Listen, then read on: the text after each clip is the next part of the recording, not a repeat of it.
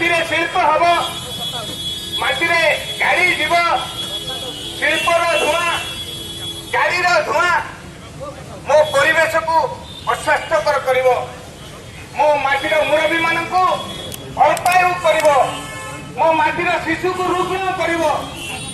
କିନ୍ତୁ ଯୋଉ ଅଧିକାର ମୋର, ଯୋଉ ହକ୍ ମୋର, ସେ ହକ୍ କୁ ସରକାର ମାନେ ଶବ୍ଦ ଲଗାଉଛି, ସରକାର ମାନେ ମାନିବେ ନାହିଁ। ଏମିତି ହବ ନାହିଁ। ମାଗିଲେ ମିଳିବ ମୁଷ୍ଟି ଭିକ୍ଷା, ଖାଲି ଆଜାଦି ମିଳିବ ନାହିଁ।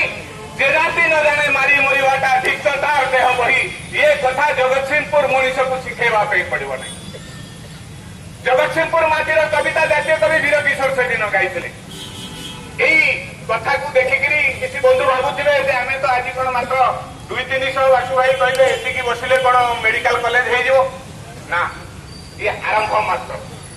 ଇଏ ପଞ୍ଚଜନ୍ୟ ବାଜିଲା, ମହାଭାରତ ଆହୁରି ବାକି ଅଛି, ପଞ୍ଚଜନ୍ୟ ମାତ୍ର ବାଜିଲା। ଆଜି ମେଡିକାଲ କଲେଜ ଦାବି ହାସଲ ପାଇଁ ପଲ୍ଲୀ ସ୍ୱାସ୍ଥ୍ୟ କେନ୍ଦ୍ରକୁ ସ୍ଥାନାନ୍ତରିତ କରିନେବା ପାଇଁ କଟକ ଜିଲ୍ଲାକୁ ସରକାର ଯୋଉ ଚକ୍ରାନ୍ତ କରୁଛନ୍ତି ତାକୁ ପ୍ରତିହତ କରିବା ପାଇଁ ଆଜି ଆନ୍ଦୋଳନ ଆରମ୍ଭ ହେଇନାହିଁ। ଆଜି କେବଳ ପଞ୍ଚଜନ୍ୟ ବାଜିଛି।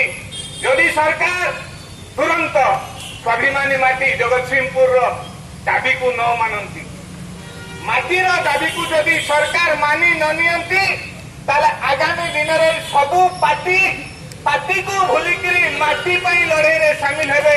ସବୁ ଗଣ ସଂଗଠନ ନିଜର ଭାବନାକୁ ଛାଡିକିରି ମାଟିର ଆନ୍ଦୋଳନରେ ସାମିଲ ହେବେ ଏବଂ